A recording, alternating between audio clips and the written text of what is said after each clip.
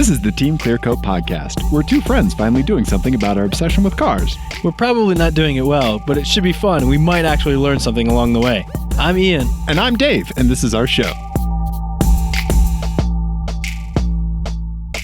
David. Ian. There is, outside of my house right now, Yes. a rental car. The reasons for you arriving at my house in a rental car, we'll get to. But your rental car is a Dodge Charger. I'm Dave. This is the Team Clearcoat And podcast. I have been told... and I would say I've inferred by your sheepish reply that you have brought me this rear drive rental car, and there have yet to be any burnouts in this rear drive rental car. I'm Dave. This is the Team Clearcoat podcast. I want you to explain yourself, sir. The gentleman that you hear over there berating me is Ian. Hello. And yes, Ian, I have not done any burnouts. You know what I did? I turned traction control off, and then I turned it back on again. Yep, and that's good there. Okay. I turned it super on. Let's just go ahead and make sure that is on by turning it off and then on again. There we go. Ian? You have no plans to do a burnout in your rental Dodge Charger? Okay, first of all, I think me and cars are kind of, you know. I don't know what that means. I've been through some things, Ian. I know you have. You nearly pooped yourself in a minivan. And instead pooped myself in a field. Yeah. That's to come. Yeah. So programming note. We should probably get this out of the way. Programming note. Let's talk about this. Yeah. Okay. So programming note. This show is going out very late because we were in Wisconsin for the Chump Car race this last weekend. We were. And we recorded all of the hours of audio.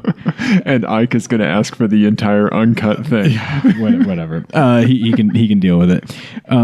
So we are still in the process of putting all that together. It'll probably come out as 2 episodes, we think. Yeah, we're going to kill Bill this mofo. Yeah. So if you want to hear about 2 idiots driving cross country to then drive around a track and then drive home again, that is coming out soon, but we're working on it. Yeah. So this is something that Ian and I are working towards establishing a format for like these editorial type of shows where we're telling stories. And so we want to give this one the time that it deserves to properly produce it. So we're sorry that it's going to be late, but we want to do it upright, Yeah. And there's going to be many highs and lows, let's say, in this episode. Yes. Yep. In those 2 episodes. Yep. Specifically the second one. Yes. So the low is my butt. Yes, we know, Dave. We know. So moving back, let's not change the subject. Sure. Task at hand. Sure. Your unburnt out rental car. Why? But for why? I don't understand. I don't understand people who don't drive the shit out of rental cars because it just seems like the thing to do. I think your thing with a rental car is drive it until it makes a funny noise, and and then that might be the only thing that prevents you from driving it even further. That has happened on a few occasions. Yes. So let's describe let's describe one of those. What's the most standout? Most standout one? When I broke a Volkswagen Passat wheel bearing by doing too many parking brake turns. So that was pretty bad. So was it just or a flat spot of the? I think maybe it was a wheel bearing started to go after I did a bunch of handbrake turns in an abandoned parking lot in Oklahoma. That I went through 3 rental cars that trip. What? Yeah, Ian, they're not cigarettes. You just don't smoke them and leave them. Well, I mean that's exactly what happened. You just flick the butt of a Passat back at the XXXXXX. Yeah. Censored. The same guy. Censored. The same rental guy at the agency rental name. car counter helped me out for all three of them. And he was like, "Man, I'm sorry we keep giving you broken ones." And I was like, "I know, it's the damnedest thing." Don't know what keeps happening. I really wish we could find a common thread here. If there was only some single point of data that we could point to on some kind of graph or chart or analytics. Yeah. Yeah, just one The unique world may never identifier. know. The world may never know. Yep, they all had 4 wheels. So what you do is you turn off the traction control, just left foot on the brake, and just right foot on the floor, and just it'll be one tire. It'll be the right tire, and it'll just and then go, and then you will have fulfilled your rental car duty, and then you can return it. Ian, Yes. Ian, I've been through some stuff. I don't want to do something weird with a car. All right. Well, let's tell the ladies and gentlemen why you're in a rental car. Okay, and why I'm squeamish around cars for a little bit. Yeah. A little gun shy. Yeah. Ian, a little ice cream shy, if you will. What? Remember my ice Oh, cream? right. Yeah. Okay. Yeah. I remember. You're very giggly today. I am. I'm tired. Oh, okay. Yeah. I drove to the Springs and back. I hit 95 in my rental car. Do you know what I've been doing in my rental car? I've been braking hard. Because it's a Dodge Charger and the brakes on that thing are fucking good. Are they? It stops fast. Yeah. Yeah. Well, because your brakes aren't 25 years old and made of asbestos. Is probably what that's about. Probably. You know, they might have a modern compound, but Yeah. But man, no, the brakes on that are powerful. Yeah. It does feel heavy though, doesn't it? It feels really heavy. And just big. It does. It's a big car. It's the V6, yeah, and I have no idea what the dimensions are. Someone parked a Chevy Caprice next to me, and I was like, that seems like it's about the same size. Yeah, it's huge. Right? Yeah, it's a big car. Why are you in the rental car? Well, anybody who follows us on Twitter and Instagram knows this already. Ian, Dusty Rusty is no more. Yes, Dusty Rusty is dead. I'm really sad to say, but Dusty Rusty has died. I am aware. So what happened? Dusty Rusty was snatched from my hands before its time. Okay. It's premature. To say that the car was way past its time, probably correct. But I wasn't ready for it. Right.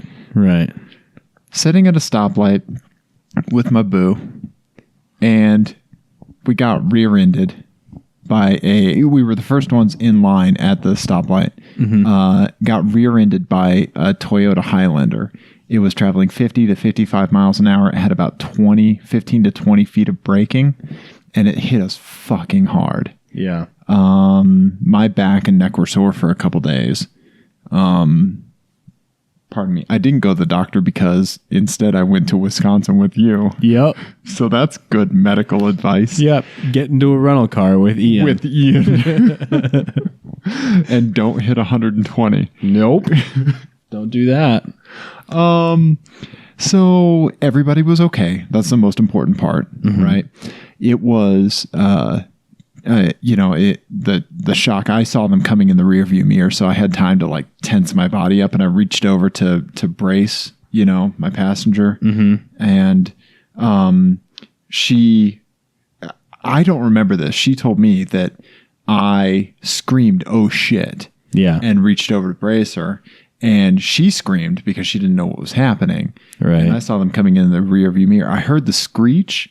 I heard the brakes lock. And then I heard the screech stop before they hit us. Mm-hmm. And the cop told me, and I should have put this together, but that was the ABS system taking over. Right. But for that like split second in my mind, I thought we weren't going to get hit. Mm-hmm. And so like it was really weird. And like I kept going back and thinking like, well, I should have just been able to like let the clutch out and floor it and like get into the intersection. But then like, that would have been so much worse. Like north-south traffic would have hit us, and there might have been oncoming traffic. It would have been. You never know. Exactly right. It could have been so much worse.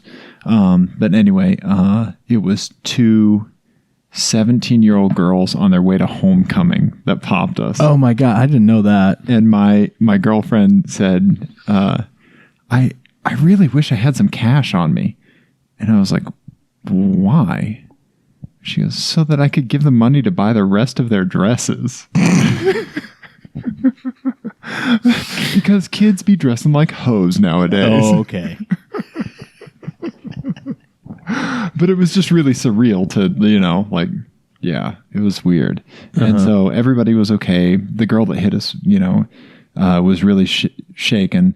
And so, I just made sure everybody was okay. And like that adrenaline, like, right. mission critical thing, like, we've been in those situations before. Like it made me think of when the data center at the hospital caught fire. Right. And like, I was one of the key people in bringing up, the organization, right? Like it's just adrenaline business. Like, this has to happen, then this has to happen, this has to happen. And you don't, like, it's almost like you're watching yourself on autopilot. Like you don't even really think about it, right? Right. This stuff just happens. Yep. Right. And so it was like, make sure everybody's okay. Get us out of traffic. We pulled over to 7-Eleven. I said, I double checked that everybody was okay. I called 911 and I told them to make the calls that they needed to make because I was calling 911. So like I'm, directing and, and like all that stuff. And pardon me. So, the cop came, fire truck came. The impact broke the fuel filler neck on the car, so I was leaking fuel. I had just filled up at Costco, right, on cheese pizza and gas. No, that was probably the one time I didn't get cheese pizza. Maybe that was why. If I had stopped for cheese pizza. Okay. Yeah. Anyway, so I had 16 gallons of gas in the car. Right. Right? And it's just leaking out everywhere. Yeah. And do you know what the firefighters used to patch it up? Yeah, you said what is it, like foam or something, right? A wax ring that you use to seat a toilet, like on the floor. Yeah. You've seen those, like, yeah. Have you ever like installed a toilet or anything? I haven't, no. Oh, okay. Yeah. I mean, it's pretty easy, but like you just get this wax ring at the hardware store that's like 80 cents or whatever. It's just a big, sticky, icky wax ring. Yeah. But I mean, it just does its job. Right. And so like I was getting my stuff out of the car and I look down and I see this wax ring on the ground, and I've installed toilets before. I know what that is. I was like, I don't know where that came. Like, how hard did they hit me that popped out? Like, I haven't done any remodeling to my house for a while now. Yeah. Yeah. So, like, if you hit me hard enough, like a bag of mulch comes out. The Saab has a lot of storage space, man. You never know, right? Yeah. Yeah. So, it was the firefighters and I was like, what is that for? And they said, oh, we'll use it to patch up the fuel tank. They thought it was the tank, but then they saw that it was the neck. And, it worked. It stopped the gas from leaking. Interesting. Yeah. Yeah. They just took that wax, they had nitrile gloves on and just took the wax and like patched it up, like made like a ring around where the cracks were. And it worked. It stopped the leaking enough to get the car on a tow truck. Well, that's good. Because one thing a tow truck doesn't want to tow is a car just pouring gasoline. It's so weird, just like, come on, guys, just suck it up already, right? I know, right? Yeah. Yeah. So, car was towed to Mile High. And unfortunately, that impact totaled it, which, I mean, for me, like, we're dealing with the dollar value of like crushing a styrofoam cup at this point, Right. But it really hurts. It really hurts to have the car taken from me before I'm ready for it to go. Yeah, it's like, what's the Kelly Blue Book value in here? I was pointing to my heart, everyone. He was pointing to his kidney. Ian has some odd anatomy or some weird anatomy theories. Yeah. Anatomical theories. Yeah, so it was, it sucked, man. It sucked. But everybody was okay. It could have been a lot worse. Yeah. So I claimed it on my insurance at first because I wasn't at fault, so it wouldn't have impacted me. And like when I was on the phone with the insurance company, that's when like all the like emotional stuff like hit me, like, like, and it would like really shook me up. It was like, that's some scary shit being in a car accident, especially when you just suddenly get rear-ended. It's like, dear God, Yeah, that's never has not yet It's never happened to me. Well, good. Luckily. Let's keep it that way. Yeah. You know, I mean, Jesus Christ. Yeah. So it's, oh God. I mean, you think of the bad things that could have happened, and like, you know me, I have a tendency to like kind of spin out on things for a while, and like like I will think about that thing and think. Yep. And like I kind of spun out on it for a little bit, and it hit me pretty hard. You know, like I was getting like teared up, and it was tough to like, and it all hit when I was talking to the insurance person. Yeah. You know, and yeah, it was a little rough, but like, you know, I'm just glad everybody's okay. It's just a car, you know, and so the girl that hit me was really shooken up.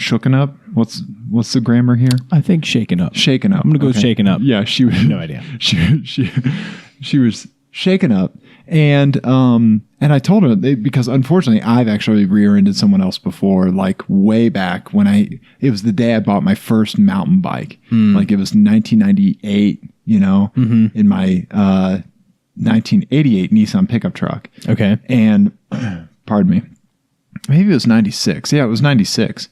And I hit somebody on the highway in stop and go traffic, and everybody was okay, and nothing was really, you know, it wasn't very hard at all, but it was like still like I rear-ended somebody. So right. I told the girl, I was like, you know, I've been exactly where you are before. I've rear-ended somebody before, and everybody was okay. Like the important thing is that everybody's okay. Right. You and know? that you never text while driving again. Yeah, right. You know, when they got out of the car, they admitted fault right away. Like, yeah, they were like, you know, we weren't paying enough attention. And that intersection, it's 285 and Knox, so it's like, and we were traveling east, so it's like it kind of sweeps to the left or to the right and then back to the left again. So you don't really look for and it goes 65, 55, 45. Oh, right it's there. one of those. Yeah, because okay. you're coming off of 285. Right. Okay. And so you don't really look at the light. You look more to see if traffic's there first. Right. And so since we were first, I think like she didn't see any traffic and didn't see us until it was too late. Right. Because the view is a little, I don't know. You have to be looking far. Right. You know, So anyway, I mean, in Missouri, in a lot of those areas, where like it's a more tricky or dangerous intersection, especially when you're stepping down from speeds, they have those lights that flash that are like, you know, the signal will be red when you get to it. Yeah. Right? Like, I love those lights. Those are actually really freaking handy. Yeah. You know, like if it's flashing, it'll be red when you get to it. That's a great idea. Yeah, I agree. They need some at this intersection. But yeah, so everybody was okay. The car is totaled, unfortunately. I'm not getting what I think is a fair value from it, and like her insurance company is kind of dicking me around about it, and I don't use Travelers Insurance because they suck and they're giving me a hard time, and I'm going to use my dozens of podcast listeners to tell people not to use Travelers Insurance.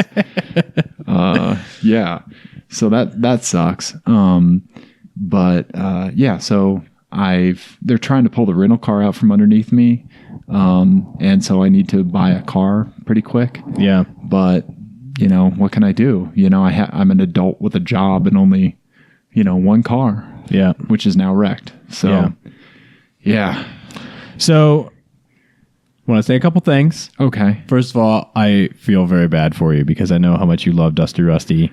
And I love Dusty Rusty too. He was very, he had a lot of personality. Stupid.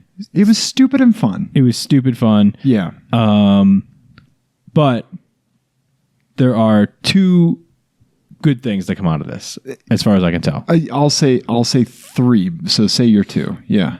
We get to shop for a new car for you. We do get to shop for a new car for me. Which is fun. Yes, which you love. I do love. Yes. The second one, even though your requirements are just all over the place and crazy. Yes. The second one is that Dusty Rusty isn't totally dead, right? Right. I'm getting it salvaged, so I'm buying the car back, which is like it's like 6 pennies and a handshake. Yeah. To get the car back. So a handshake. Yeah, shake. Oh. Yeah, I thought it was the other thing. I tricked you. I thought it was going to be the other thing, and then Yep. I need to write an apology note to someone. That explains And use it. some hand sanitizer. Yes. Hand sanitizer doesn't make the shame go away. Anyway, but yeah, so now this changes the calculus for our, Yeah. the our Saab, racing endeavors. yeah, the Saab track car thing, which Yeah. we had like the shell of your spares spares because car, I did have a track car. I did buy something, a 2-door 96.5. which has never actually been on a track. We No. should be clear. Exactly, right? It's only been torn apart. Mostly for spares Yes, for your car. it has been steadily stripped of its spare parts to keep Dusty Rusty running. Within the last 6 months, I've taken a starter off of it. Yeah. Yeah. So now that car is going to get really stripped down. Yeah, really, we're taking everything. And that one's going to go away. And Yep. Dusty Rusty is going to be Yep. the Lemons car for next year. It is. Yep.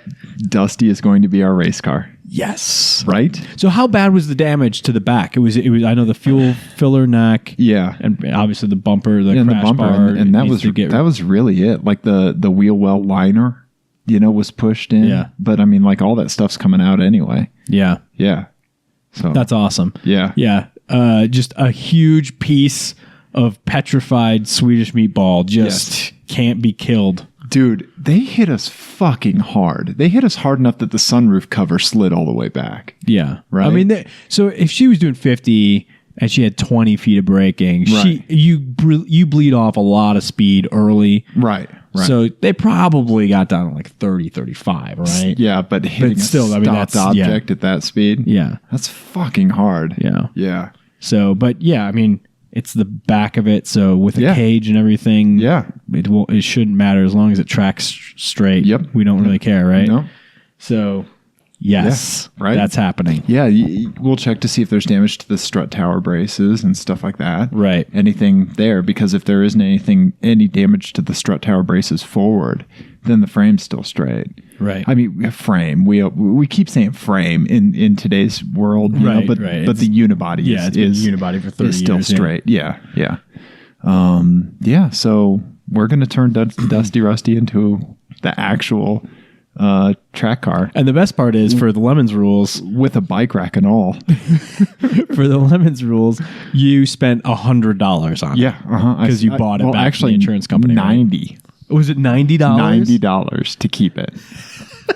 Yeah, they were like, okay, so it's going to be $1,730 something dollars or $1,780 to total it out. Yeah. And I was like, okay, well, that's not fair considering the maintenance record it has, but whatever. Yeah. And they pulled some bullshit lowball comps of like $1,100 cars, and I was like, yeah, those have really had the same upkeep that my car has, like. New clutch. I'm sure it has Ridiculous. a perfectly working AC system. Yeah, Yeah. exactly. And yeah, let alone all the other stuff. Yeah. So anyway, fuck travelers. Let's see here. So they said it's going to be, $1,780 to total it out. And should you look at keeping the vehicle, it will be, and I was like, oh, it's going to be like, they're gonna like give me $500 and I get to keep the vehicle. Yeah. It was $1,780 to total it, $1,690 to keep it. And I was like, I have to pay you $1,690, and they were like, no, like you still get $1,690 and the car. And I was like, oh yeah, like I'm keeping it. Yeah. I'm keeping it. Yeah, doy. Yeah. Yeah. That's crazy. Right? Yeah. So Dusty Rusty has a great transmission, a great engine, a honking turbo, a Vigan clutch and pressure plate. Like, Yeah. we've got clutch cables coming out of our ears.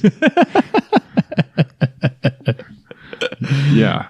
Yeah. That's awesome. Yeah. So yeah, we have a way ahead. Yeah, we do. Yeah. Now, as far as so that's the track thing that we're gonna say that we're gonna do and Right. and probably fall short of again completely. That's the winter project. The more pressing is what you're gonna do next. Well, first let me run off my first FMK cars. I would like to do the same thing because I have one on this theme. Okay. Before we get to me buying a new car? Yes. Okay. All right. Because I'm just going to go, mine is called Dusty Rusty is Dead. Long live Dusty Rusty. Okay. Well, let me explain FMK cars real quick. Please do. It's the classic game Fuck, Marry, Kill that some people play with celebrities, but Ian and I play with cars because we're not gross pig people. So F means you get to drive the car for a day. M means you get to marry it. K means it goes to the crusher immediately. And so we present each other with 3 cars and we have to assign FMK. Sometimes there's a catch. It'll get a little weird. Maybe there's a cassette stuck in the cassette player, what have you. But there we go. FMK. What do you got, buddy? Dusty Rusty is dead. Long live Dusty Rusty. That's right. These are Ian's terrible ideas to replace your car. I sat down, looked at my unsaved notepad file, right, and said, what are the top 3 cheap?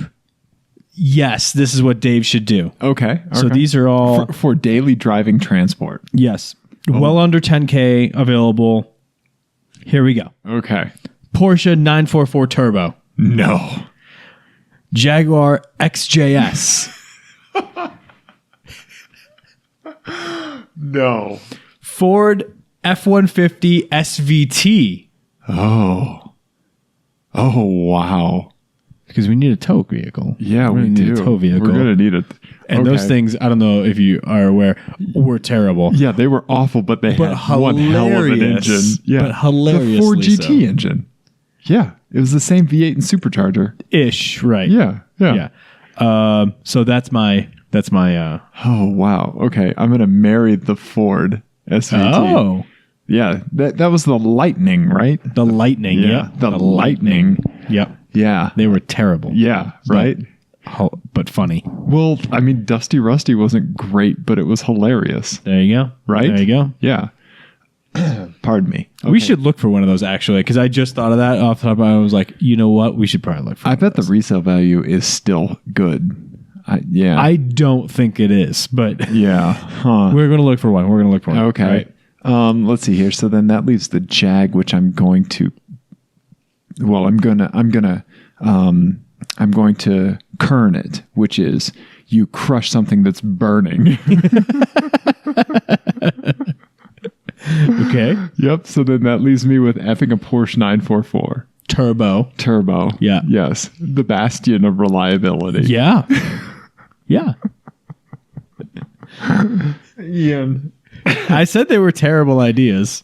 I liked it. My favorite thing was the text exchange we had when you told me to get a Camaro and then a Mustang. And I replied with, I'm perfectly happy with the size of my penis. And you said, well, that must feel nice. Yeah. I don't know what that is. I don't know what that feeling is. But you should, I still think that you should consider you should at least drive a Fiesta ST. No, it's too much money. But you say that, but think about, so it would be about $200 a month. Right. For a lease. It probably wouldn't be much more than that for buying it. Yeah. Right? Yes, it would. What's the sticker on it? 20? Okay, so 19 or 20? Oh, yeah. Something like that? Yeah, that's going to be quite a bit more for a 60-month purchase. I don't even know. Yeah. Anyway, whatever. Money is stupid. But okay, so if you leased it, it would be $200 a month. How much money in the last how many years have you spent on Dusty Rusty? Right. Yeah. You know? Yeah. And so that would be thousands. Yeah. Yeah. So yeah, but you have to understand, like spending $1,000 a year to keep Dusty Rusty running, that's 5 months of Fiesta ownership. Yeah. Fiesta leasing. But it's because I don't even have a car at the end of that. Well, I know, but I mean, that argument is a little undercut by the fact that you got $1,600 and please take this junk off of our lot at the end of your Saab ownership. So it's not like you were, really leaning on the resale value here. I wasn't, but the Saab was 20 years old. I know. Yeah. Yeah. Anyway, that was going to be my. I think you need to make an Excel spreadsheet. But as we discussed as well, like the responsibility, like responsible decision making, that is a power up that I have in life, and it gets depleted quickly, and it takes a lot of grinding to recharge that. So like having a child, like that just nerfed you for the next like 60 levels. Yeah. That's just. I mean, he's not naked and he got fed today, so I'm gonna have to do a lot of grinding to get that recharged. And in the meantime, I'm just gonna be grinding the other day. In the meantime, I'm just gonna be blowing all my money on records, whiskey, and car parts. Well, see, you need to be buying the car parts for Dusty Rusty now. I know. Yeah, I know. Yeah, so I'm gonna buy you a seat. Yeah, so it's not an ab workout every time I go around a corner. Yeah, core workouts are very fundamental. They are. Yeah. They are. Bracing yourself on the steering wheel is an important structural element to driving Dusty Rusty. Steering, being able to turn and hold yourself in one place, that is a true talent. Yeah, I'm sure. Yeah. Anyway, so let's hear your FMK cars. Okay. So this is called FMK cars. Take it in the rear. Oh, God. You're going to get rear-ended in this car. Oh. Okay. You're going to be okay. All right. But you're going to get rear-ended right off the bat. Okay. So first up, we have Dusty Rusty. Okay. Ouch. Okay. Yep. Then you have a Saturn SL2. It'll probably buff out. Okay. Lastly, you have an AMC Gremlin. That was the one with the potentially exploding gas tank. That's the Ford Pinto. Had the gas tank. Gremlin had it, didn't it? I believe it was the Ford Pinto. I looked on the internet, Ian. Anyway. Yeah. I mean, regardless. So wait, so if I marry it, does that mean I get rear-ended it like every day? I don't think you thought this through. No, you get rear-ended in it once, but then you have to keep it. Oh, okay. But then, so the F is like at the end of the day, I get rear-ended. You get rear-ended at the beginning of the day, but you get to get rid of it at the end of the day. Okay. All right. Yeah. I'm gonna drink some cucumber lemonade right into the mic. I think I'm gonna crush the Gremlin. Okay. All right. Because even with as flimsy as the Saturns were, that's still like 25 years of crumple zone development. Yes. That's really gonna help, I think. I was Googling safest cars from 1997 to get those first two. Yeah. Was Saturn a safe car? Okay. Yeah, it had some of the lowest 5 mile per hour bumper repair costs and some of the best results. Some of the 5 mile per hour bumper tests didn't require any repairs whatsoever. Yeah, because they're plastic. Yeah. The whole thing's plastic. Yeah. So I'll for a day I'll do the Saturn. Okay. And then I'll marry Dusty Rusty. Okay. I mean, it's a brick. Yeah. Yes. Yeah, my buddy Chris sent us that picture of like what happens when two Volvos collide, and it was just like a big asteroid crater. Yeah, that's pretty much it. Yeah. Okay. All right. Well, let's move on. Okay. So, about me buying a new car. Yes. What? I'm never taking your advice. I thought I had some good suggestions. You actually did, yeah. So I mixed in with some terrible ones. I'm not gonna pretend like. What I need is a pop-up filter for your car purchasing advice. I need ad block for. I feel like my hit to miss ratio is probably like I'll do like 3 pretty decent ones, and then one just like out there. So what the fuck? So I think that I really threw a wrench in it. It was your suggestions weren't the problem. It was me not being able to pin down requirements.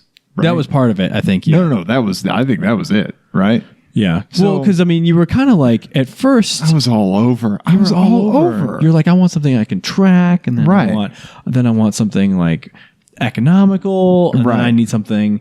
But then I'm thinking maybe like luxury and Right. reliability. Yep. And I didn't know what that was. And that's where we landed. Luxury and reliability. And that's why the reliability thing, that's why I started saying like, well, why don't you think about a new car Right. and doing, spending a little bit more money to have a little more peace of mind, a little more free time and Right. That sort of stuff. Sure. But I think I wanted a higher level of luxury than what I could get in a new car, that I could afford. Right. Okay. Well, I mean that I could tolerate affording because I could afford a fair amount, but it's like I don't want to pay that much. Yeah. I still think GTI would meet all of your requirements. It would. Up to and including your luxury ones. I think the ride might be a touch too sporty for me. I think I might want What? I think I might want to waft. Yes. I think Ian, you know that there's an old man inside me. I know, and you should really see someone about that because he looks really uncomfortable. So here's There's a lot of room in so here. can I tell the people how it seemed from my perspective? Ian, if you say something like that, I'm never going to say no. Okay. I'm never going to say no, buddy. I'm here. All right. I'm here to lift you up, not to bat you God. down. All right. So Dave, I think maybe like there something got jarred loose by this accident, or there's a brain tumor or something, because he was downright schizophrenic with his car things. Yeah. So we started out with a discussion about new cars, and you were kind of like thinking about that because you were the one who brought it up actually. Right. To begin with, you brought up the idea of a lease. I did? No. Yep. No. You did. Oh man, that crash must have really impacted me. You brought up the idea of leasing a Mazda 3, and I was like, well, Oh yeah, okay, I did do that. and then I was like, well, but for the same amount of money, you could have a Fiesta or a Focus ST, Yeah. and then for a little bit more than that, only a little bit more than that, you could do a GTI. So that's the scale of Ian's reasoning though. It's but they were all within like $40 or $50 a month. okay. All of those cars Okay. were.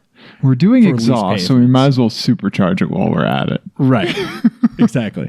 So that was like, well, we should drive the Fiesta, we should drive the Focus, well, and then let's go look at a GTI. Ian, And then you were like, well, I'm but in I think mourning. maybe then like an hour later, you're like, you know what? I think I just maybe want something cheap. right. So then it was Civic SIs. yeah, from 2002 to 2005. Yeah. The weird hatchback one. Yeah. Uh-huh. And you were like ready to I was. pull the trigger on one. Yeah, I was looking at some on Craigslist. I was going to go test drive some. Yeah. And then there were a couple other like nonsense ones sprinkled in there. And then all of a sudden today, Uh-huh.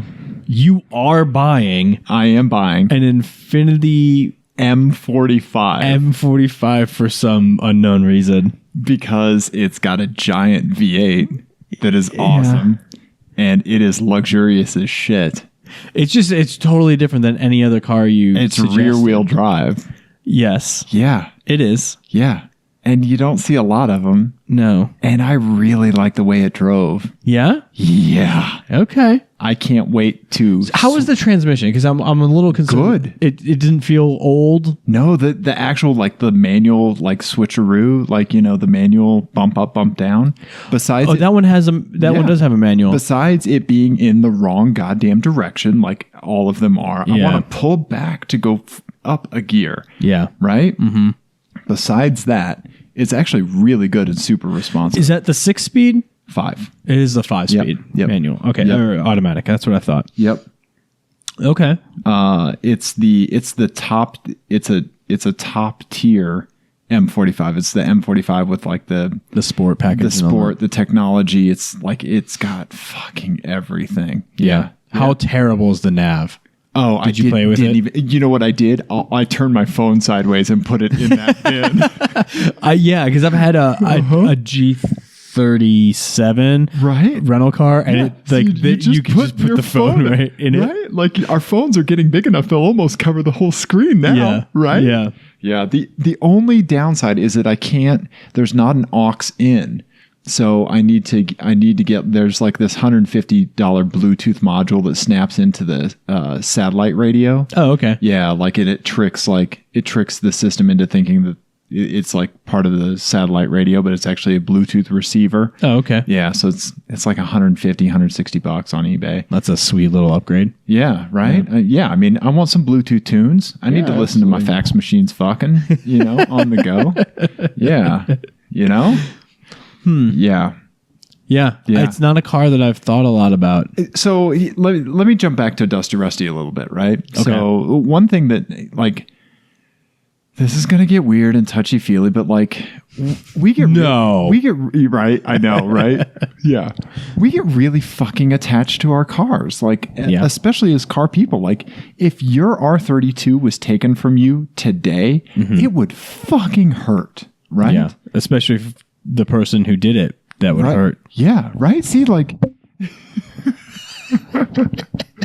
yeah, right? I mean, like... Yeah, that would suck. We get really attached to her, especially like as many bloody knuckles that I've had over Dusty Rusty, like changing the head gasket myself, like learning so much and spending so much time learning about like the platform and the car and like all that stuff, like having it taken away sucks. It's really like, like I was sad. I was genuinely sad, and so, like that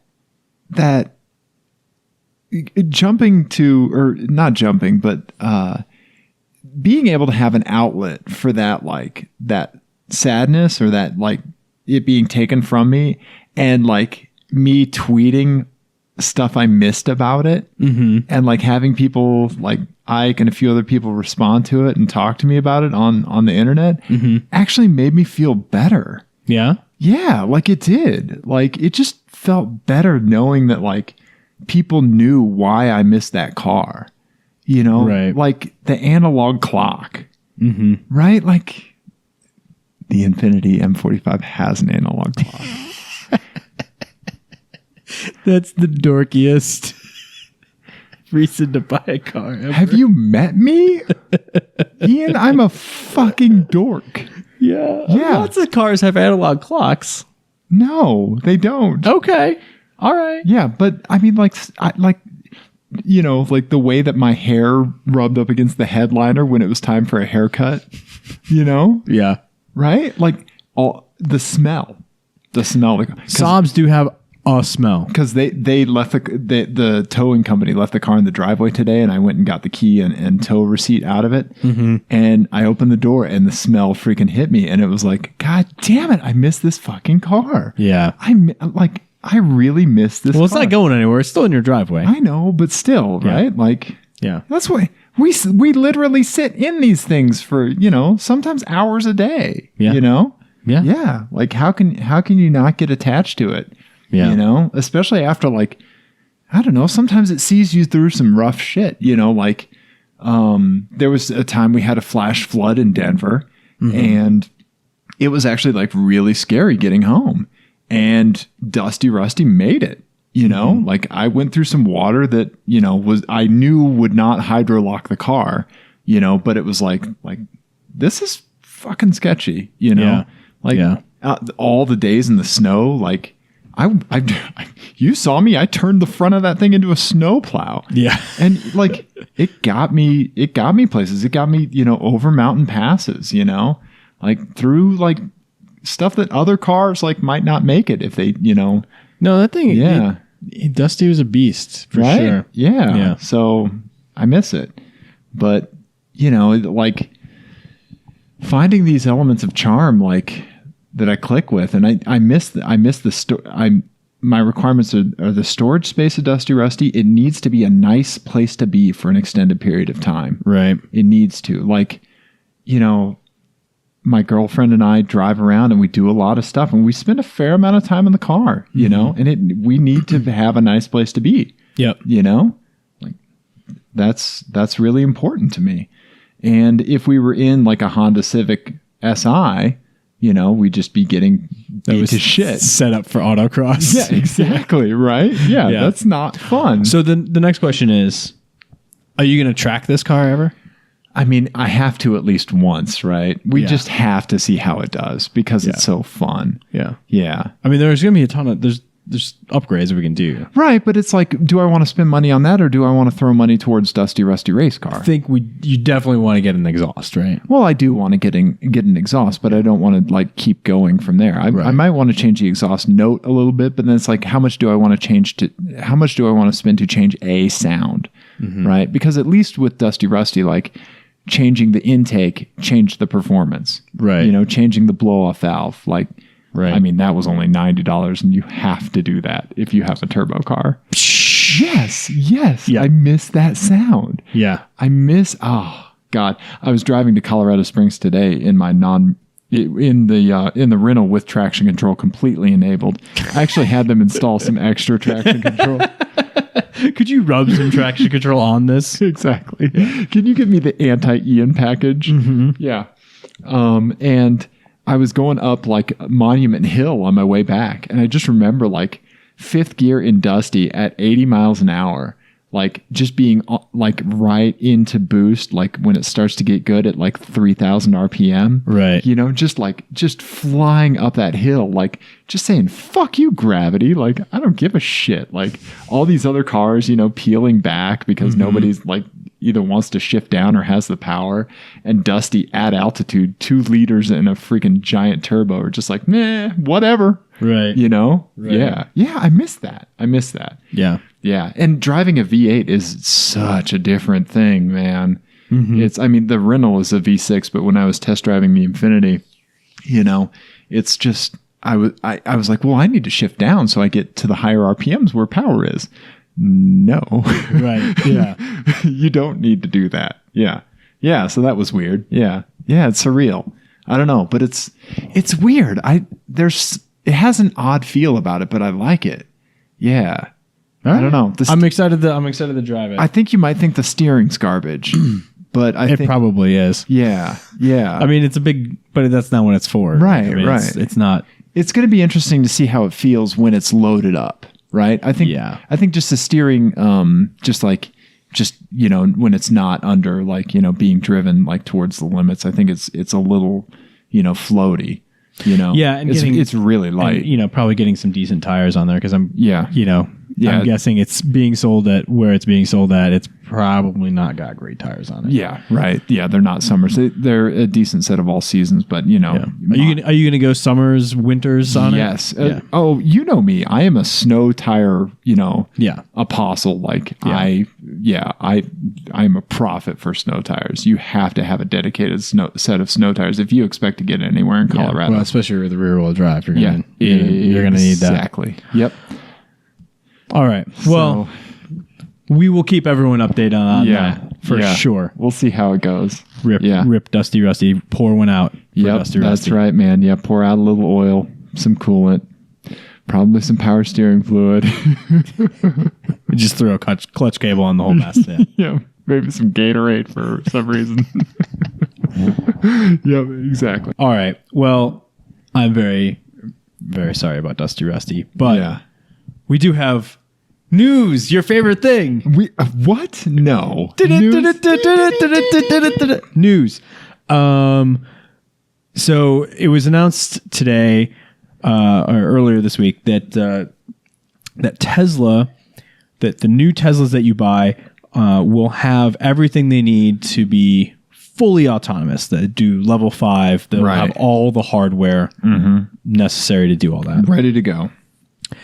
However, there was a stipulation that somebody noticed in the description about it. Somebody read the end user agreement. Yes, exactly, and it basically is saying that you can't, you know, be outside your car and then have it generating money for you using Uber or Lyft or any of those other ride sharing programs. Right. You can only use these features when you're not in the car with something called the Tesla Network, which is going to be launching next year. Right. So this is basically going to be Tesla's own walled garden of ride sharing. Yeah. Yeah. This brings up some questions. No. And we're going to get into them in a second, but the big thing is, does owning your car, when you own a car, does that mean you own your car? Right. Yeah. So to kind of kick off this discussion, I have an FMK cars. Okay. To sort of yeah, we're gonna front load it with an FMK. Spark some discussion on this. All right. Okay. There's no sparks. It's no spark plugs. It's a Tesla. Yeah. Oh, you're a dork. All right. This one's called "To continue on your drive to the hospital, please accept the updated terms of service." Oh shit. These are 2016 concept cars. So concept cars that came out this year. Okay. That you own, except for a crucial license. Okay. So this is imagining a future in which, and this is not, this is what's going to happen, where everyone like you and me you would pay $50,000 for a car and I'll pay $45,000 for a car. They'll be the exact same car. Yes. Exactly the same. But features will be turned on or off via software. Yeah. It makes me think of these old AMD graphics cards that were like, they made the same graphics card and then just detuned them. Yep. And like people just unlocked it with software and it was like, oh, you want their top tier card? Buy the cheapest one. And then there you go. Yeah. So there's a lot of, implications to that, which we're going to get into, but this is just a little bit of fun for now. So the first one is the Aston Martin Vanquish Zagato. Okay. Are you familiar with this? I am. It's gorgeous. It's absolutely beautiful. Speeds. Well, let me read this. Speeds over 80 miles per hour are not supported with this code release. Oh God. Okay. All right. Renault Alpine Vision. Oh yes. So this is the little mid-engine. Yes. Alpha 4C Porsche Cayman fighter sort of thing that allegedly is going to be on sale next year. Oh my God. I'm sorry. Seatbelts are incompatible with this version of code. What? No seatbelts? They're not supported in that code, so you can't use them. What? Yep. No seatbelts. So it's not going to be safe, Ian. And every other feature is available, just no seatbelts. Oh, God. All right, the last one. It's a good thing I've been doing that dusty, rusty ab grip the steering wheel workout. Yeah. Yep. The last one is the Jeep Wrangler Trailcat. Okay. Are you familiar with this? I am, yeah. This is the one where they dropped the Hellcat engine into it. Into a Jeep Wrangler. Into a Jeep Wrangler and made it big and awesome looking. Yeah. Not compensating for anything. Yes. Please see your Jeep reseller for information on licensing use of the brakes. Okay. Those are your choices. So, okay. Aston Martin Vanquish Zagato, nothing over 80 miles an hour. Renault Alpine Vision, I'm sorry, seatbelts are incompatible. Jeep Wrangler Trailcat, you don't have the license for the brakes. Okay, I'm going to marry the Aston. Okay. Because even though I can't go 80, I can go 0 to 80 really fucking fast. Yep. Okay. Yep. And goddamn, look at it. And it's so pretty. Then I'm going to F the Renault and hope I don't get in a crash for a day. And like I said, the dusty, rusty ab workout will come in handy. Yep. And then I'm going to kill the Jeep because I don't want a Wrangler with no brakes at 700 horsepower. Yeah, exactly. Yeah. What would you do there? I think I would do pretty much the same thing. Although I would be tempted to do the Trailcat for a day, right? And just like go do donuts on a beach or something. Okay. Where you don't really need brakes. Right. Yeah. Yeah. I think I might do that. Okay. But yeah, the Zagato is just ungodly beautiful. But so that sort of illustrates the if you like take these sorts of things to their logical end, right? The idea of licensing features in a car and kind of like you're gonna own the car, right? But you're probably gonna have to pay some sort of license for a lot of the features, because one thing that we've talked about before is when software becomes such a huge part of the car, right? How is support? How can you have support? I can have support. Yeah. Right. How does that happen? Right. Like, yeah, I mean, think about like the nav systems, on Infinity M45s. Yeah. Right. Like, do I want to keep buying a DVD from the dealer? Does the dealer need to be on the hook to continue providing updated maps on a DVD? Right. Right. Or am I just going to put my phone sideways in the bin? Yeah, exactly. Right? And yeah, I mean, so anyone who's who's driven a car from that era, from like the early 2000s with nav, Yeah. should know why people are concerned about this sort of nonsense, exactly. right? Exactly. What happens when a new rideshare service comes out, or what happens if the Tesla network, doesn't have any riders? Exactly. Yeah.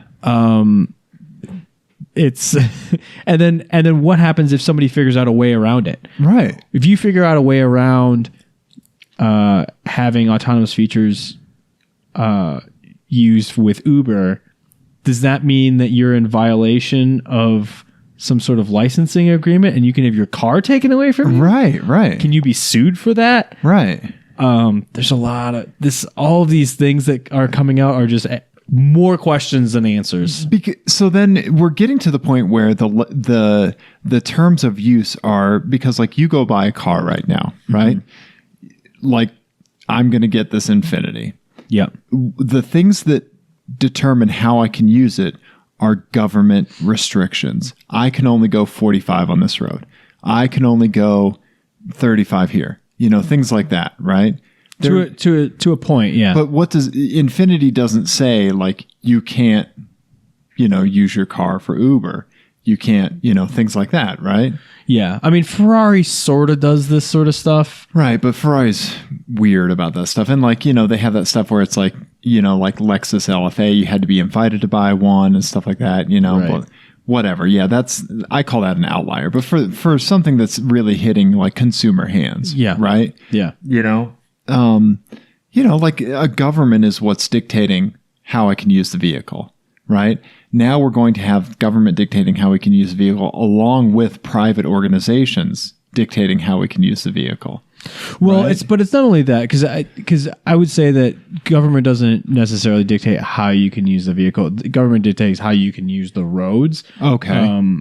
Which is okay, yeah. Which makes more sense, I think, if you think about it that way. Because if you take it to the track, then none of that stuff applies. Or if you're driving around on your private road, then none of that applies, right? True. So the thing is that I think that the bigger issue is more of ownership. So right. So like, you don't own, when you buy a piece of software, when anyone buys a piece of software, you don't own that software. Right. And that's a really fine but important distinction. That's why it's called an end user license agreement. You're a user of that software. Right. Not exactly. an owner.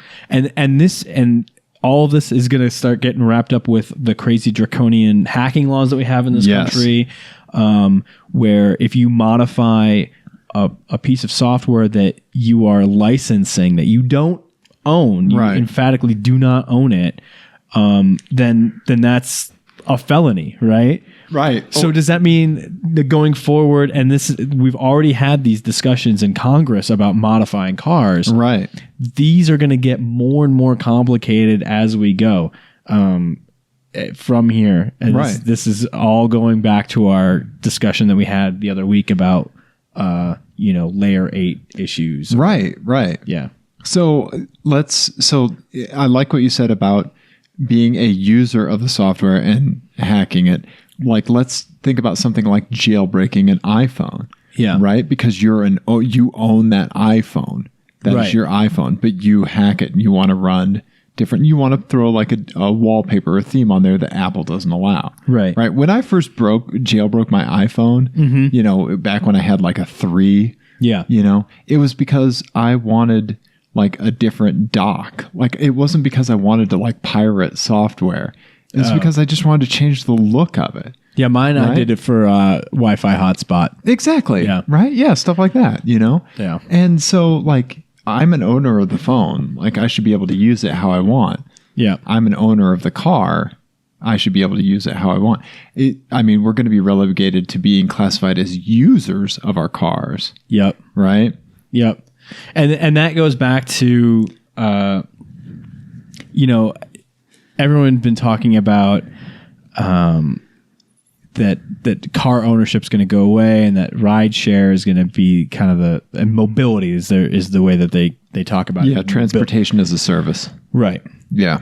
What's funny is that we're going to end up there anyway, but in like sort of a back doorway, right? Because we're going to be licensing the parts of the car that actually matter, which is going to end up being software, right? Right? Because eventually all of the hardware of it is going to be commoditized, and aside from specialty vehicles, because Ferrari and those guys aren't going anywhere, but for commuter cars, there's no reason that we're not going to have a skateboard chassis. Right. That's common for everything. And so you'll own a skateboard chassis, I guess, and a body. Sure. But you're going to license everything that makes all that work. Right. So let's take it.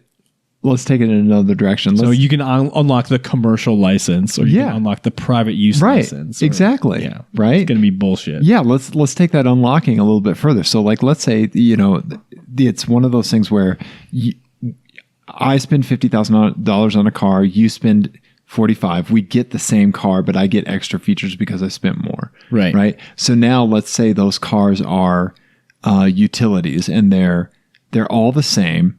Right. Mm-hmm. But I have like this upgraded license. So I get a car and it unlocks those features for me. Yep. I drive it and drop it off, or it drops me off. Yep. Right. It picks you up and you're just like a plebeian license. Yep. Right. And so it's like, well, I'm only going to go 20 miles an hour for you. Yeah. When it just went 60 miles an hour for me because I paid for the upgrade. Yeah, exactly. Yeah. So, and if this is exactly what we're doing, then the next step of that is exactly what you're talking about, where the license and the features are decoupled from the physical car. Yes. So you show up with a fob. Right. And scan it. Yep. Or it just reads it. It's going to be digital butt imprints. Ian, because you sit on the seat. Right. No, it's going to be a butt scan. Yeah. Just don't eat too much cheesecake over holidays, and then your car won't recognize like you anymore. Your finger's dirty and it won't you can't unlock your phone. Yep. Yeah. Yeah. No, so you'll have like a fob or some sort of RF thing. Yeah. And, 2 extra cup holders will just like come out. Yeah. Yeah. And 1 extra speaker will come out of the stereo. Right. Yeah. Exactly. Yeah. Right? Yeah, it's gonna be a mess. Yeah. It could potentially be a mess. It could. Well, okay. And so this is the next thing that we need to talk about. And, all right. So we're going long just because this needs to be delved into. All right. So everybody who doesn't want it, who thinks that your car stuff should be completely devoid of politics talk, you're wrong, but go ahead and turn off now, because we're going to get into it. So the election is in a couple of weeks. Jesus Christ, help us all. Yeah, it's almost over, everyone. It's been like, I don't know, at least 17 years of election cycle. Fuck. I'm telling you, it's like I view a night of sleep as an insomniac. Right. It's like I think it's going to be good. I have a lot of hope. And then I'm just exhausted the next day. Yeah. So we're almost there. We're almost done. But this is my plea to everybody to, not even a plea. We're going to endorse a candidate is what's going to happen. We're going to endorse a candidate. All right. And I'm going to talk about why we're endorsing a candidate first. Yes. Because it's odd for a car podcast to endorse a candidate. Right. But that's what we're doing. But we're doing it. It matters because all of these things that we've been talking about, all the things that this inflection point that car culture is at, and cars as a technology are at, is going to require some sort of collective decision making. And yes, whatever you think of the current presidential candidates, or how good Congress is at their job or not, or anything else, the fact of the matter is we're going to have to make these decisions. And the only mechanism we have for doing that is government. That's the whole point of government, right? Yep. And so we are saying that we think everyone should vote for Hillary Clinton. Not that we think, that we strongly feel that everyone should vote for Hillary Clinton. And not because she has especially great views on transportation or technology. As a matter of fact, I think she has some pretty bad views on technology. Yes. Considering she was using a goddamn BlackBerry within the last 2 or 3 years. Yeah. Yeah. And then, you want to get me spun up on the email thing. Right. We're not going to go into it. Yeah. We're not going to go into it here. But I've been using the most glorious, luxurious Samsung flip phone. I'm using a T-Mobile Sidekick plated in gold. Anyway, the reason that we're endorsing her and the reason we think it's important is because as someone, and I've worked in and around government for my entire career, it's no different. It's not magic. It's not this decoupled monolithic thing. It's a bunch of people doing a job. Right. That's what the bureaucracy is. It's professionals that are decoupled from politics, right? And you need the politicians running it because they're supposed to be representative of us. That's the representative part of the representative democracy, right? Ostensibly, Ostensibly, exactly. So we need someone who's vaguely a professional. Vaguely, yeah. Who can actually process information. Yes. And do something with it. Even if it's not what we would want or agree with, at least we need to move the ball because you're exactly right. It's too critical right now. If we keep trying to think that we just need to get there, we're never going to get there. We need to just focus on doing something is better than doing nothing. Right. Right? Yeah.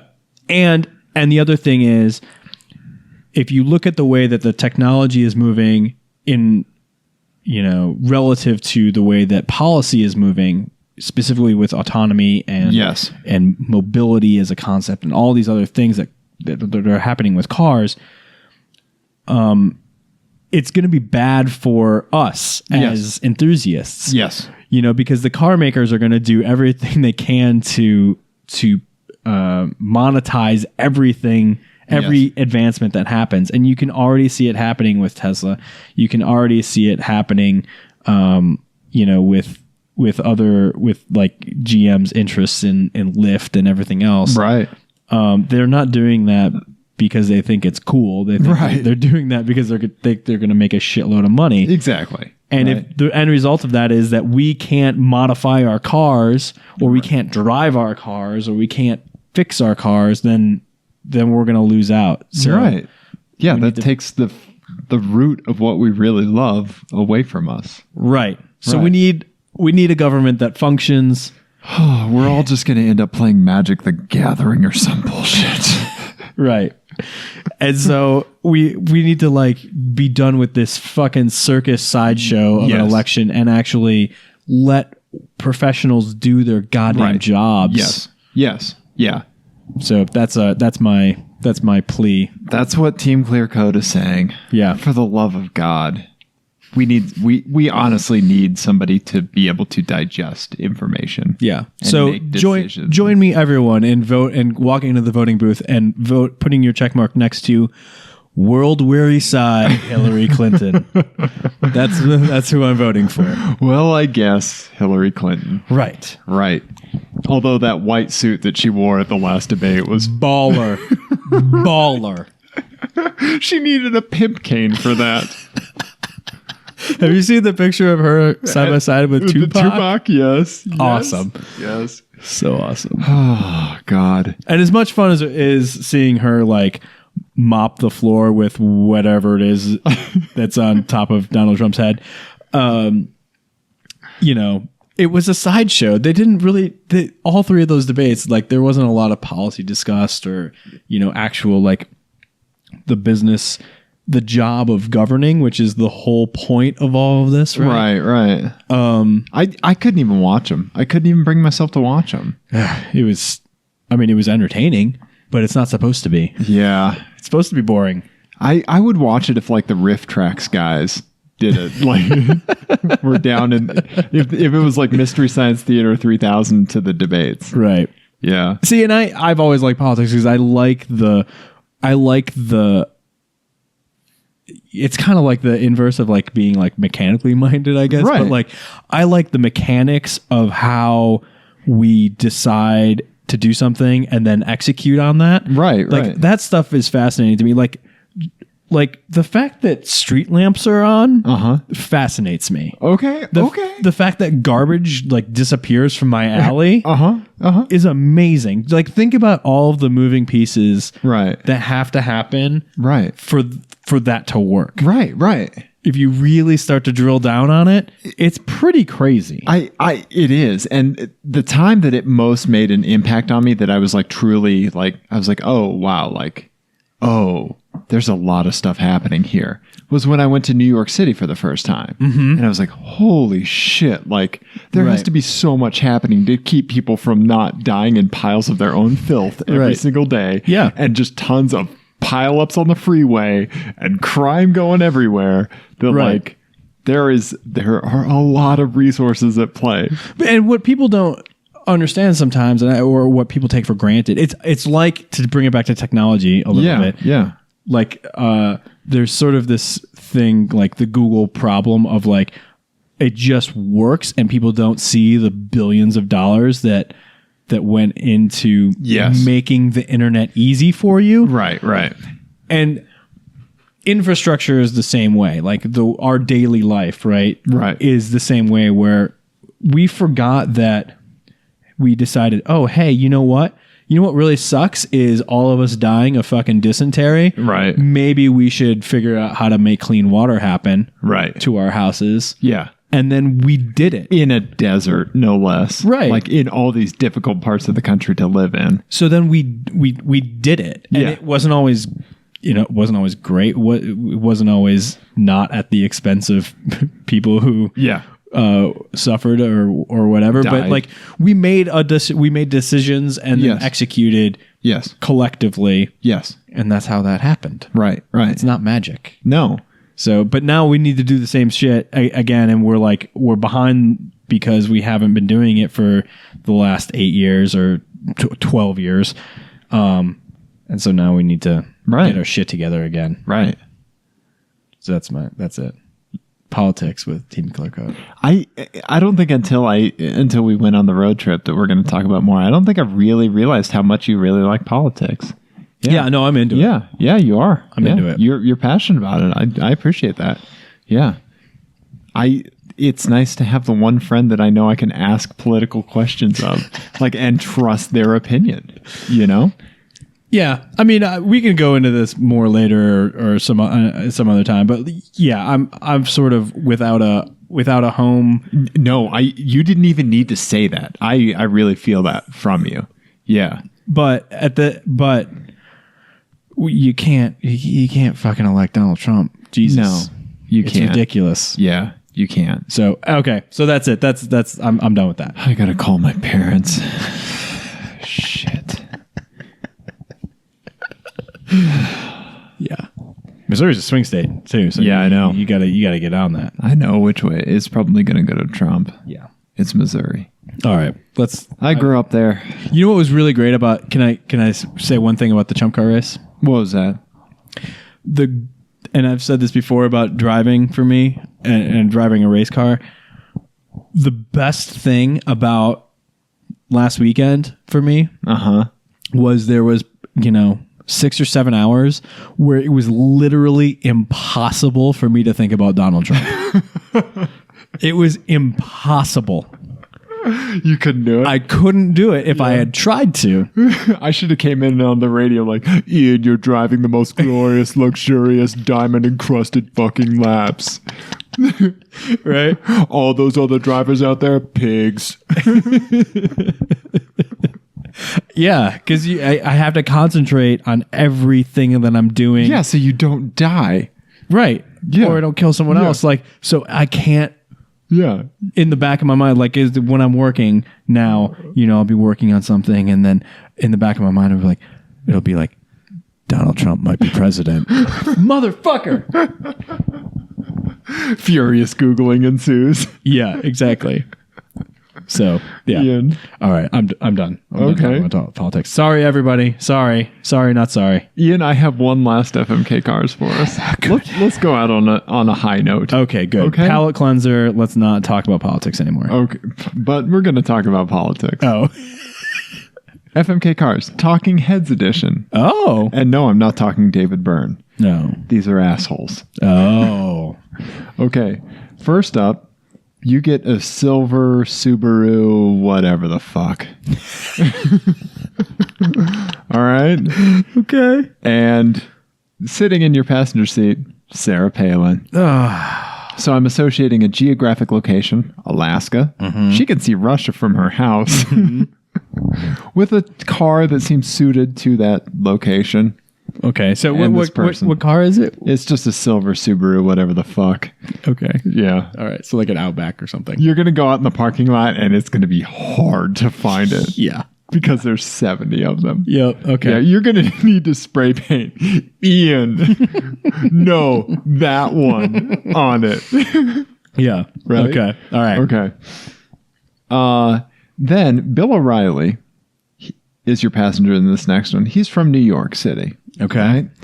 I Googled New York automotive manufacturers, and I can only get New York State automotive manufacturers. But in New York State, there was a manufacturer called Zimmer, and they made a car called the Quicksilver. Here it is. Ooh. Oh. But you have to ride with Bill O'Reilly. That's like it's almost, It looks there's like a little bit of Lagonda in there, and there's a little bit of town car. I was going to say Lincoln Town Car, and there's a lot of chrome. It's pretty cool, but a super long nose. Oh, yeah. Is it rear drive? Yes. Okay. Yeah. It Yeah. looks like they have the proportions. Yeah. All right. So then, What engine is in it? I have no idea. It looks like it would be enormous. Yeah, it's probably a Malaise era V8. So it Yeah. probably has like 8 horsepower and weighs 7 million pounds. It looks pretty fucking cool. And my though. Chrome just crashed. But lastly, you're going to want to look this up. Oh, here it comes. The browser's coming back up. Lastly, I had 2 righties, so I want to throw a lefty at you ish. Bill Maher. Ugh, right. I know, right? I hate him too. That Comedians in Cars with Coffee with Bill Maher just allowed me to learn that he's a fucking insufferable human being. Right? Another New York manufacturer, Franklin. They made a car called the Torpedo Phaeton. Oh, I think I know what this is. I don't think you do. It's that. Oh. It's like an old-timey, Oh, okay. Pre-war car. Yeah. Very Okay. cool. All right? But you have to have Bill Maher as your All right. Well, I'm passenger. crushing Sarah Palin Okay. because But she can see Russia from her house. Yeah. She reads all the magazines. Yeah. I don't find her remotely charming at all. Other than that she looks like Tina Fey, and Tina Fey is hilarious. Tina Fey is great. Yeah. If She it nailed was, that Sarah If it Palin was Tina impression. Fey as Sarah Palin, that would be Right. a different calculation. Right? But yeah, no, I'm crushing that. All of those Tina Fey as Sarah Palin and Amy Poehler as Hillary Clinton skits are Yeah. just like, that is just The best. best. I am going to, I think, surprise you because Okay. I'm going to marry Uh-huh. the Bill O'Reilly car. What was that called? The Zimmer? Yeah, the Zimmer Quicksilver. The Zimmer Quicksilver. One, because that car looks really pretty cool. Yeah. And I feel like, we do kind of characters for this nonsense. Right, exactly. Yeah. Bill O'Reilly's a character. Right. I feel like hanging out with him would actually be pretty entertaining and pretty enlightening. Have you ever read any of the behind the scenes stuff about him? No, I've only ever seen the video of people who are like, well, fuck Like- it, we'll do it live. Okay. Okay. I've read some behind the scenes articles about him, and it sounds pretty fucked up. Yeah. Yeah. I might not. No, I don't know if you'd like him, but But probably not. But Yeah. that car is cool, so I'm Yeah, doing okay. that. Okay. And I think one day with Bill Maher, that's probably about right. that is way more than you ever need. Yeah, you'll be topped up on Mar. Yeah. Yeah, you'll be Mar to the brim. Mm-hmm. Yeah. So that's what would you do there? I would probably, oh man. I like that you identified the Bill O'Reilly like character. That's good. Yeah, I think I'd have to do the same thing. I think you're right, Ian. Right? Yeah, I think you're right. Yeah. What you gotta do. Sarah Palin in a silver Subaru, whatever. I mean, That sounds like hell. Yeah, right? Yeah. Yeah. I said I was going to lighten it up. I know you did. I did the not. opposite of that. I did not. Yeah. What I did like was coming over to your house today to record. Yeah. Because we're recording this at your house and saying, Yep. Do you have any candy in the house?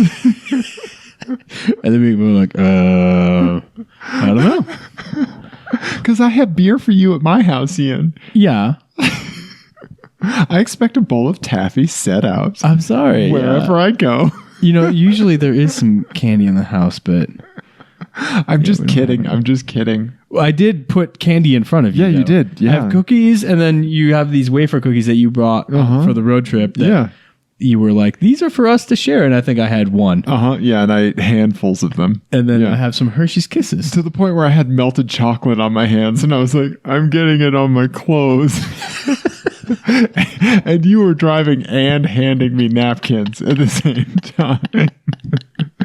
Because we all learned that I'm a toddler, and we'll learn way more about that when the road trip episode comes out. Yes, we will. Yes, we will. So thank you, everyone, for your patience on that. My life is not the same because of that road trip. Really? Yeah. We'll discuss it. Yeah, it's fine. It's fine. It's fine. We'll talk about it later. Yeah. All right, let's wrap this up. We're doing plugs. Because you got your tired toddler face on. I do. You know it. Yeah, because I do know I it. am hitting a wall. Yeah. Yeah, I'm gonna start slurring my speech. Yep. Yeah. And then I'm gonna have to yell at you to take a nap. Foreshadowing. Yeah. All right. Let's do these plug nonsense. Ian. Yeah. People on the internet, they like to find things. They want to see pictures of guys with cool hair. Oh my God. Please go take a nap. And if they want to do that, they Google cool hair guy. Mm-hmm. You know what's going to come up? No. Your Instagram. I doubt it. I roll so hard. EYE roll so hard on Instagram, Twitter, and Discogs. Oh, yeah. Discogs, yeah. DISCOGS. For all you record collecting people. Exactly. Yeah. I am on the internet at NuckNuckGoose, NUK Goose. Follow me on Twitter and read my RAP Dusty Rusties. Yep. Instagram, see pictures of Dusty Rusty. Yep. And me probably moments before I crash my bike doing bike selfies. Yeah.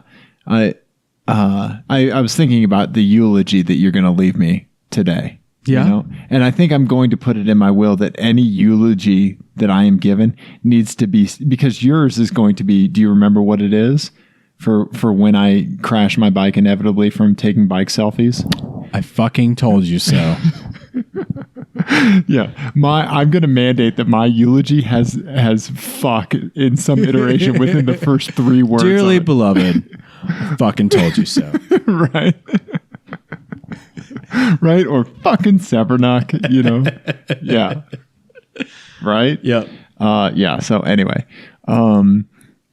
so if you want to follow us as Team Clearcoat on the internet, we are Team Clearcoat Gmail. Send us an email with your FMK cars. Yep. Send us an email and say, hey, Team Clearcoat on Facebook, Instagram, Twitter, Tumblr. Rate and review us on iTunes. Yep. Do that, please. And we'll send you stickers and all that stuff. We put Team Clearcoat stickers on things in Wisconsin. We did. And those cars almost didn't break down. Some of them did. Yeah, they did. Let's gloss over it. It's fine. It's fine. I know one of them finished the race with our sticker on. Oh, that's good. Yeah. Well, that's great. Yeah, right? Yeah. Yeah. It's possible. All right. Ian. Yes, Dave. Thanks, buddy. No problem. Go Go take a nap. I'm going to take a nap now. Okay.